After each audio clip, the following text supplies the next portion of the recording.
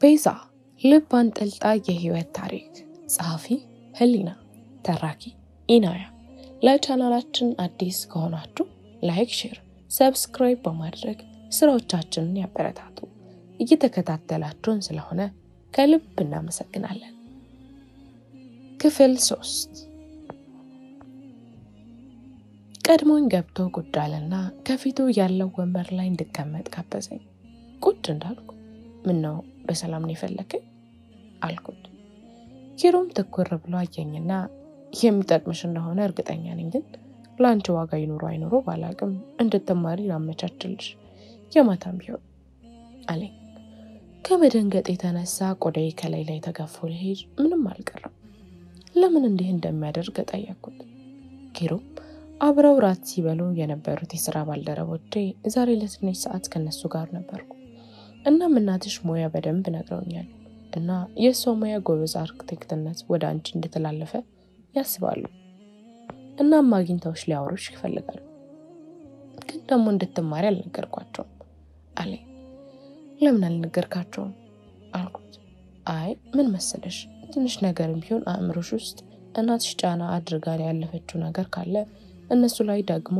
ጨምሮ ቢያሳይሽ ቶሎ እንደሚገባሽ እርግጠኛ ስለሆን የእድል እንዳያመልጥሽ ስለፈለኩ ነው መማር ካለብሽም እየሰራሽ የማታ ላስተምርሽ አለኝ ስለኔ ማሰቡ ቢያስደስተኝም ግን በሐሳቡ አልተስማማው እንደማያስፈልገኝና ስላሰበልኝ አመስገኘው ተነሳው በሩን ከፍቼ ለወጣ ስል ኪሩም ለትንሽ ጊዜ የጽዳት ስራ ጉሮሮሽ ሊዘጋልሽ ይችላል ይሆናል ግን ቤት መኪና ሀብት አይሆንም እሺ አለኝ ዞር ብዬ ለስም ቢሆን ተመስገን ብዬ ወጣው ማታ ላይ ከነዳጊ ጋር እራቴን እየበላን ያጋጠመኝን መተረክ ጀመርኩ ዳጊ ትንሽ ኪሎ ድረስ መሳቅ ጀመረ እኔም ሄሎ ግራ ገብቶት ምን እንደሆነ ደጋግሞ ብንጠይቀው ሳቁን ማቆም አቃተው እንደምንም ሳቁን ከጨረሰ በኋላ ዳጊ እንደለመደብሽ ሄድሽ በገዛ ምላስሽ ዕውቀትሽን አፍስሰሽ ተበላሽ አይደል ብሎ ሳቀ ሄሎ ሲገባት አብራው እንደጅል መሳቅ ጀመረች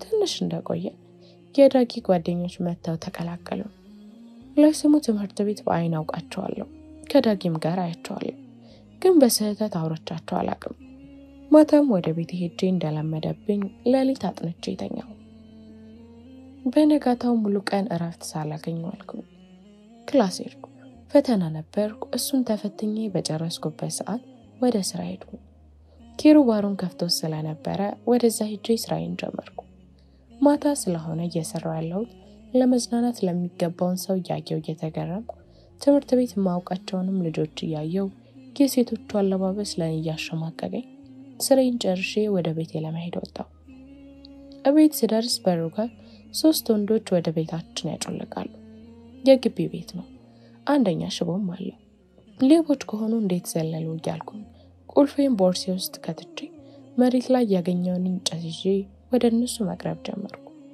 የቤታችን በር ደግሞ ከፍተ ነው እነማዬ ቡና እያፈሉ እንደሆነ ያስታውቃል እጣኑ ውጪ ድረስ ይሸታል ቀስ እያልኩ እየተራመድኩ ያለ አንደኛው የጫሜን ኮቴ ሰምቶ ዞር ሲል በእንጨቱ ጀርባውን አልኩት አንደኛው አንቺ ብሎ ወደኔ ሲመጣ ግቢው በጩኸት አቀለጥኩት እናቴና ሰራተኞች ጩኸቱን ሰምተው ሲመጡ እናቴ ግቢውን በልታ አቀለጠችው አንደኛው አንቺ ብሎ ወደኔ መጣው ልጅ ዞር ብሎ እማዬ ብሎ አቀፋት ደንግጬ እዛው ፈዝዤ ቀረው የመጣውት ልጅ ቀና ብሎ ማዘር ብሎ አቀፋት አንደኛው ሰላም አለ እናቴ ግራ ተጋብታ ነይ እንጂ ያውኮ ልጅ ተዋወቂ ደግሞስ ምንድነው ያስጮህሽ አለችኝ እየተንተባተብኩ አይ እናቴ ሌላ መስሎኝ ነው የመጣውት ልጅ ፈገግ እያለ ማማ ጥሩ ጥበቃ መሆን የምትችል ልጅ ናት በእንጭት ደርቢን እኮ ከፈለችው ብሎ ከናቴ ጋር አብሮ መሳቅ ጀመረ የናቴ ልጅ ወደኔ መጥቶ ሮቤል ይባላል ብሎ እጁን ዘረጋል የዘረጋውን እጅ ጨብጬ ቤዛ አልኩት ፈገግ ብሎ ወደ ወንዶቹ ዞሮ የመጣውት ልጅ እየጠቆመ እሱ ዳንኤል ይባላል ከመጣውት ልጅ አጠገብ ላይ ቆሞ ደሞ እየጠቆመ ይህ ደግሞ ቢኒያም ጓደኞቼ ናቸው አለ እናቴም በፈገግታ ሆና እሰይ ኑ ግቡ አለች የእናቴ ልጅ ማለትም ሮቤል ቆይ እናቴ ሻንጣ አስቀምጫለሁ እሱን ይዤ ልምጣ ብሎ ሲወጣ ሂጂ አግዢው አለችኝ። ጓደኞቹን ንግቡ ብላ አስገባቻቸው። እኔ ወደ ሮቤል ሄድኩ። ዞር ብሎ አይቶኝ ለመጣሽ እኔ እኮ በቂ ነኝ አለኝ። እረማ እያገዥው ስላለችኝ ነው አልኩት። ቆም ብሎ ፈገግ እያለ ባትልሽ አታግዥኝም ነበር አለኝ። አቅምህን አውቀህ ብቻህን ላምጣ ብለህ ከሄድክ አላግዝም አልኩት። እየሳቀ ነይ እሺ ብሎ ከመኪና ሻንጣ ማውረድ ጀመረ። ለእኔ አነስ ያለችውን ሰጠኝና 2 ሻንጣ እሱ ያዘ። ግራ ተጋብቼ መኪናው ግን የማን ነው አልኩት። የቢኒ ነው አለኝ። ማን አልኩት። አሁን ያስተዋውኩሽ ከመታሹ ልጅ ጋር አብሮ የመጣው አለኝ። እውነት አልኩት። በጣም ትረሻለሽ አለኝ። ዝም ብዬው ቀድሜው ገባው። ሻንጣውን ወደ ቤት አስገባና ቁጭ አለ። እኔም ወደ ኪችን ገብቼ ከሰራተኞች ጋር አብሬ ጉድ ማለት ጀመርኩ። እራት ሰርተን ጨርሰን አቀረብን። ሁሉም ተሰብስበው ለመብላት ተዘጋጁ። እኔም ወደ ውስጥ ልገባ ስል እናቴ ነይ እንጂ ልጄ ቢያለችኝ። እኔ ግን ከነዳጊ ጋር በልቼ ስለመጣው መብላት አልፈለኩም። እንደበላሁና ባይሆን ትንሽ ማጥናት እንዳለብኝና ሊተኙ ሲሉ መኝታ እንደማሰናዳላቸው ነግሬያቸው ገባው። እኔ መኝታ ክፍል እያጠናው እና ማየም እየተጫወቱ ወደ 6 ሰዓት ሲሆን ሰራተኛችን ጠራች።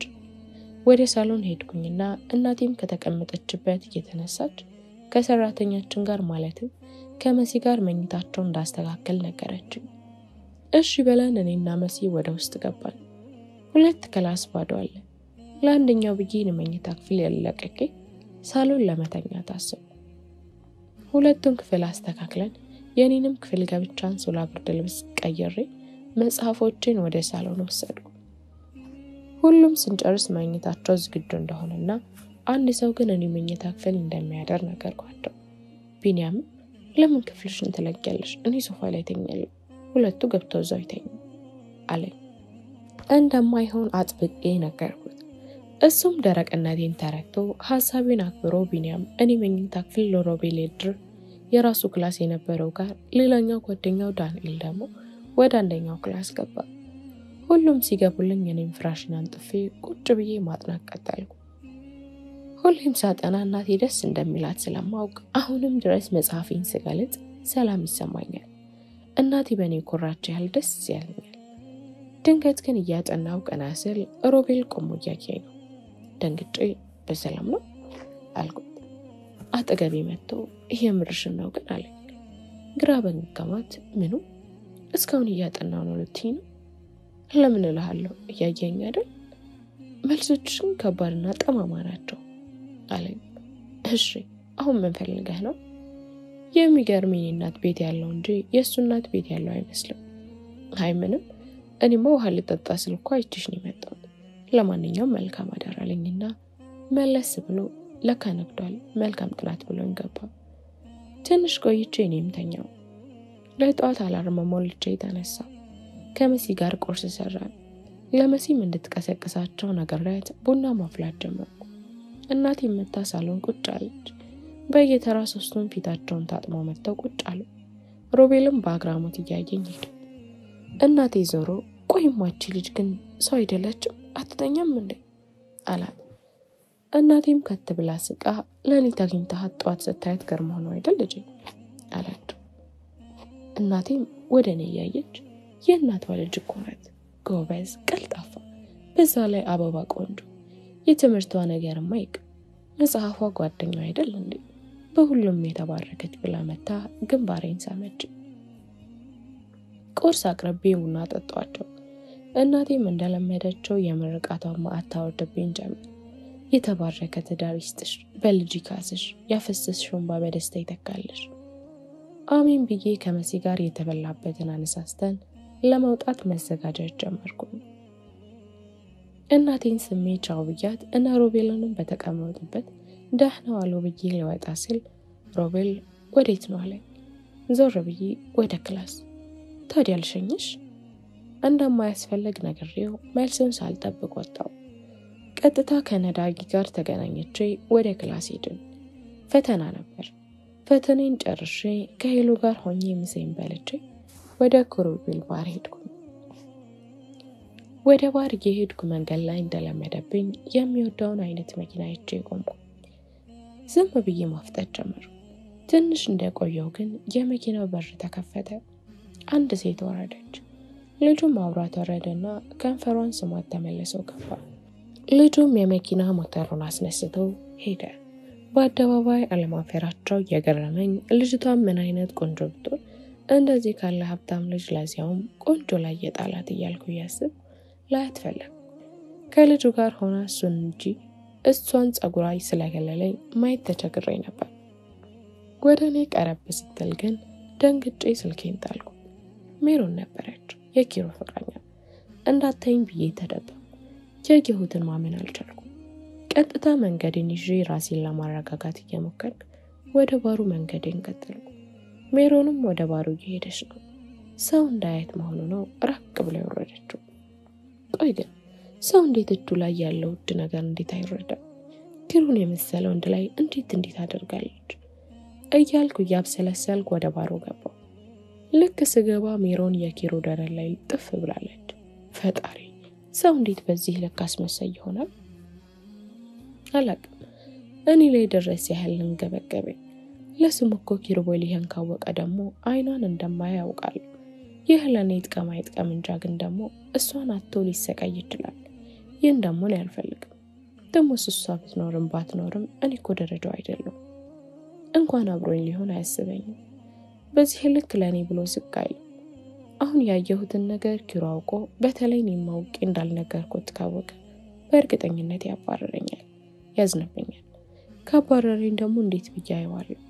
እንጃ መናገር አለብኝ ወይስ የለብኝም በሚል ሐሳብ ተወጣኩ። ዝም ብዬ ብቻዬን እለፈልፋለሁ። በሐሳብ ተወጥሬ መስራት አልቻልኩም። ብቻዬን እየለፈለፍኩ ሊዮ መጣ። ከኋላ ያላየሁትም ድንገት ሳይው ደነገጥኩ። ስሜን ቤዛ ከማለት ይልቅ ቤዝ ወደሚለው ቃል ነው የሚወስደው። ቤዝ ምን ነው አለ። ሊዮ አለህ እንዴ አልኩት። ሰሞኑን አላየሁትም አለው። የሆንሽው ነገር አለ እንዴ ወይስ ደክሞሽ ነው? ደክሞኝ እንዳልሆነ አሁን ገና ወደ ስራ እንደገባውና ትንሽ ራሴን አሞኝ እንደሆነ ነገርኩት። ዛሬ ለምን አብረሽኝ አትሄጂም? የት ደሞስ እናንተና ማን ናችሁ አልኩት።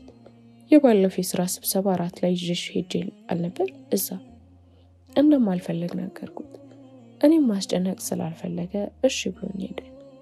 ትንሽ እንደሄደ ግን ዞር ብሎ ቤዛ አለኝ። ቀናሉ ለምን እንደሆነ እንጃ፣ ግን እኛ የምንሰራውን ስራ አንቺ ብትሰሪው ከማናችንም በላይ እንደምትሰሪው በጣም እርግጠኛ ነኝ። ግን ደግሞ ለምን እዚህ ስራ ላይ እንዳልሽ አላውቅም አለኝ። ስላልተማርክ ይሆናል አልኩት።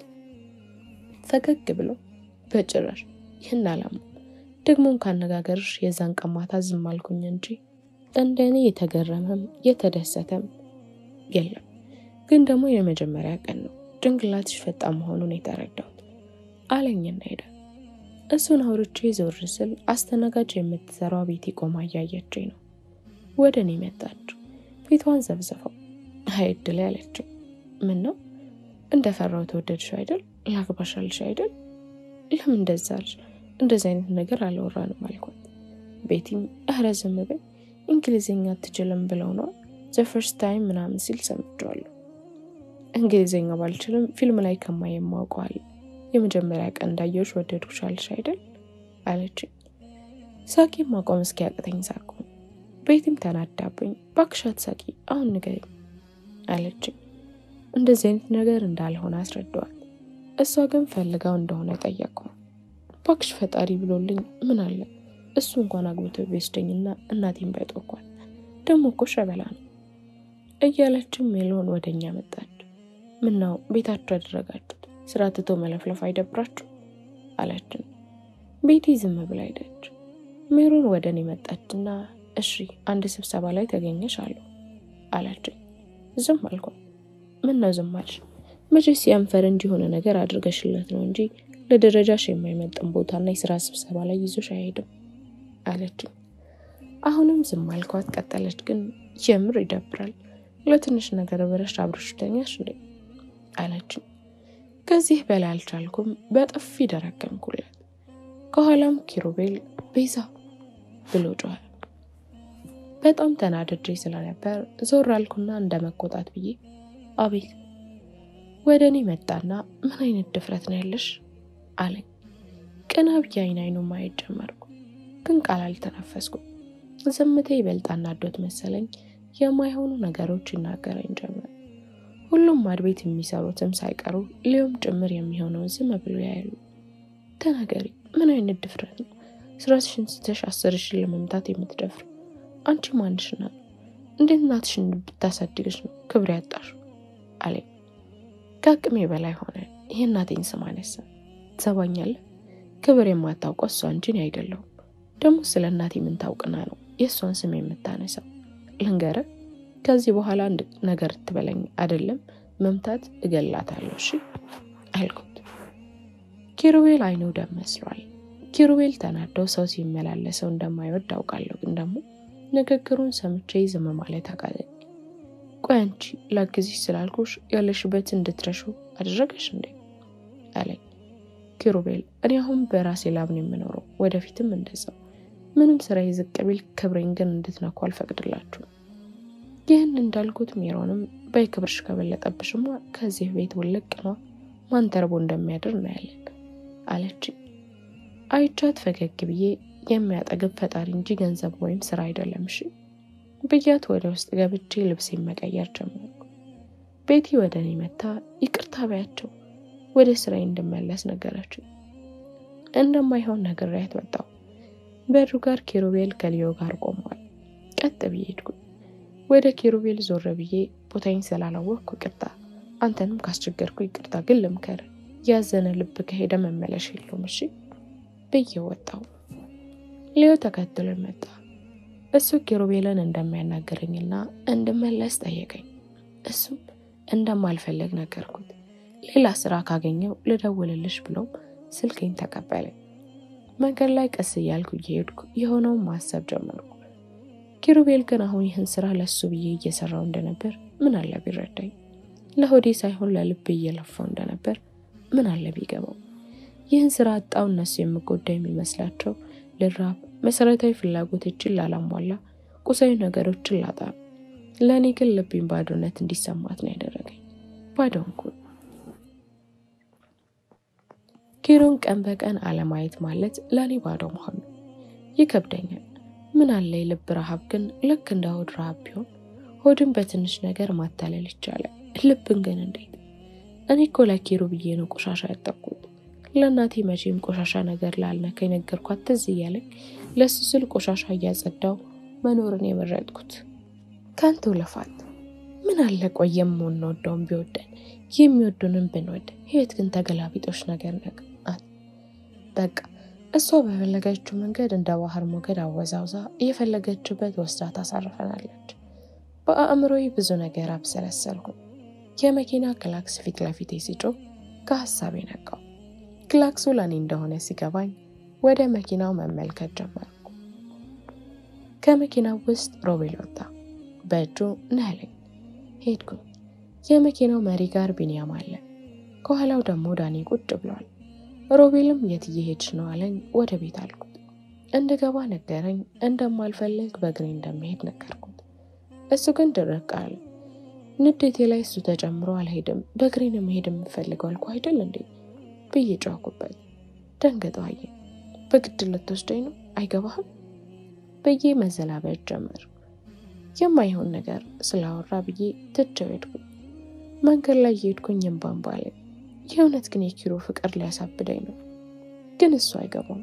የማታፈቅረውን ሴት ከሌላ ወንድ ጋር የምትንጠለጠል ሴት ናት ምርጫው። በራሴ ጥፋት ለራሴ ቁስል ሰጠው።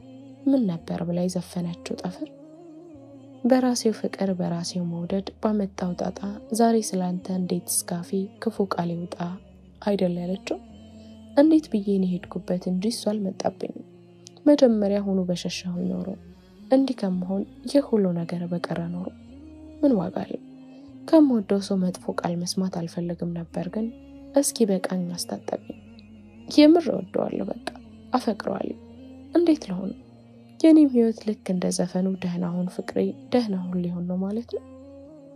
እየተብሰለሰልኩ ቤት ደረስኩ። እናቴ አልማዝ ቁጭ ብላለች። እሷን ሳያት ትክክለኛ እናቴን ናፈቀችኝ። እንቤ ወረደ። እናቴ ላይ ሄጄ ሶፋ ላይ ተኛች። ጭንቅላቴን ታፋዋ ላይ አድርጌ ጋደም አልኩኝ። እንቤ ዝም ብሎ ይፈሳል። ይባስ ብሎ መንሰቅሰቅ ጀመርኩ። እናቴ አልማዝ ግን ምንም ሳትለኝ ጸጉሬን ታሻሻኝ ጀመር። በውስጤም እናቴ እንኳን እንደዛ እየወደደችኝ እየወደድኳት ጥላኝ ሄዳ አይደል? የሚወዱትን ማርጣት ብርቅ አይደለም። እንኳን የኪሮን የእናቴም ትችዬ ቆሜያለሁ። ትንሽ ቆይቼ ግን አሸለበኝ። የሆነ ሰዓት ግን ድምጽ ሰማሁ፣ ግን አይኔን አልገለጥኩም። የሮቤል ድምጽ ነው። ምን ሆኜ እግሯ ላይ እንደተኛው እናቴን እየጠየቃት ነው። እናቴ እንጃ ልጄ ምን እንደሆነች አልቅሳ ሲደክማት ነው የተኛችው። እንዴማ ምን ሆና? እንጃ ልጄ አልጠየኳት። ለምንማ? አይ ልጄ ብዙ ብሶት አለባት። እንባዋን ዋጥ አድርጋ እንጂ ሁሌም ብታለቅስ ደስታዋ ነው። የእናቷም ሐዘን አልወጣላትም። ምን ሆንሽ ብዬ ብጠይቃትም ከዝምታ ውጭ መልስ የላትም። ቤዛ እኮ ቢከፋትም ዝም፣ ስትደሰትም ዝም፣ ስሜቷን አታወራ። በቃ ለዛ ነው ልጄ ያለችው። በቃ ማዬ ነይ ላስገባት ብሎ ብድግ አድርገው መኝታ ክፍል ወሰደ። እኔ አይኖቼን ላለመግለጥ እየታገልኩ ነው። አስተኝቶኝ ጸጥ ብሎ ቆመ። ጨነቀኝ። አይኔን መግለጥ ፈልጌያለሁ፣ ግን እንዴት ትንሽ ቆይቶ የሆነች ደረቅ ብሎ ወጣ። ያማል እንዴ? ምን አድርጌ ነው ደረቅ የሚለኝ እያልኩ ከራሴ ጋር ለፍለፌ ስለ ኪሮ እያሰብኩ እንቅልፍ አልወስዳለኝ። እንደምንም ግን አሸለበኝ። ጠዋት ክላስ ነበረኝ፣ ግን በጣም ራሴን አሞኝ ስለነበር መሄድ አልፈለኩም። እስከ ከሰዓት ድረስ ተኛው። እናቴ ምግብ እንድበላ ብትነግረኝም እንደማልፈልግ ደጋግሜ ነገርኩ። ምን እየሆንኩ እንደሆነ አላውቅም። በቃ ካልጌ መነሳት አስጠላኝ። እንደዛው ተኝቼ 10 ሰዓት ሆነ። ሮቤል በጠዋት ነበር የወጣውና ወደ ቤት ተመለሰ። መጥቶ ሲያይኝ ተኝቻለሁ። ግራ ተጋብቶ እስካሁን ተኝተሽ በሰላም ነው አለኝ። ዝም አልኩት። ወደ ሳሎን ሄዶ ማይ ብሎ መጣራት ጀመረ። ምን እንደሆንኩ ሲጠይቃት ይሰማኛል። ወዲያው መጣና ነይ ተነሽ፣ ማን ላይ ሰበብ ለመሆን ነው? ከመምሽም ሆስፒታል እንሄዳለን። እንደማልፈልግ ነግሬው ፊቴን አዙሬ ተኛው። ነይ ብሎ አልጋ ልብሱን ገለጠብኝ። በጣም ተናድጄ አልፈልግም አልኩ አይደል? ምን ስለሆንክ ነው ስለኔ የምትጨነቀው? በዬ ተናገርኩት። ከተናገርኩት በኋላ ግን ደነገጥኩ። ጥሩ ብሎ ካልጋው ላይ አቅፎ አነሳኝ። ምን እያደረገ እንደሆነ ግን እንዳይጃጃል ነገርኩት። እሱ ግን አልሰማኝም። ሳሎን ሶፋ ላይ አስቀመጠኝ። እማዬ እያየችኝ ቆማ ትስቃለች። ወደ እሷ ዞር ብዬ እናቴ ያየሻልሽ እረፍ የሚባለውን እኮ አይሰማም ስላት በእሉ ነኝ ተውኝ ብላ ቁጭ አለች። ወደ ሰራተኛችን መሲ ዞር ብሎ ሂጂ ጋውን ወይም ጃኬት ታምጪላት ሆስፒታል ልውሰዳት አለ። አይሆንም ግን እኔ አልሰማም አለኝ። ጃኬቴን አምጥታለኝ ለበስኩኝ። ቱታ ስለለበስኩ በቃ ሌላ ያስፈልጋትም ብሎ እጄን ይዞኝ ወጣ። እናቴም ደውሎ እንደሚያሳውቃት ነገረችው። እጄን ይዞ መኪና ውስጥ አስገባኝ። መኪናው ባለፈው ጓደኛ ይዞት ያየሁት ነው። ሮቤል ጋር ምን እንደሚሰራ ግራ ቢገባኝም ዝም አልኩ። ሮቤልን እያየው ለምንድን ነው ሰው የሚልህን የማትሰማው? እኔ ምንም አልሆንኩም መልሰኝ ወደ ቤት ብለው ምንም ሊሰማኝ አልቻለም። እሺ በቃ የእናቴ መቃብር ሰደኝ፣ እሷን ሳገኝ ደህና ሆናለሁ አልኩት። እሺ አለ። ቦታውን እየጠቀምኩት የእናቴ መቃብር ደረሰ። ሄጄ ቁጭ አልኩ። ሮቤልም ቆሞ የሚሆነው ማየት ጀመረ። ዞር ብዬ ራቅ ትልልኝ አልኩት። እሺ ብሎ ወደ ኋላ ሄደ። እያለቀስኩ በውስጥ ያለውን ሁሉ ዘረገፍኩላት። የሆነ ሰዓት ግን ስሜቴን መቆጣጠር አቃተኝ። እየጮህኩ እናቴ አንቺ ያልሽኝን ትቼ እኮ ለሱ ብዬ እያልኩኝ ማልቀስ ጀመርኩኝ። ክፍል 4 ይቀጥላል። ላይክ፣ ሼር፣ ሰብስክራይብ በማድረግ ቤተሰብ ይሁኑ።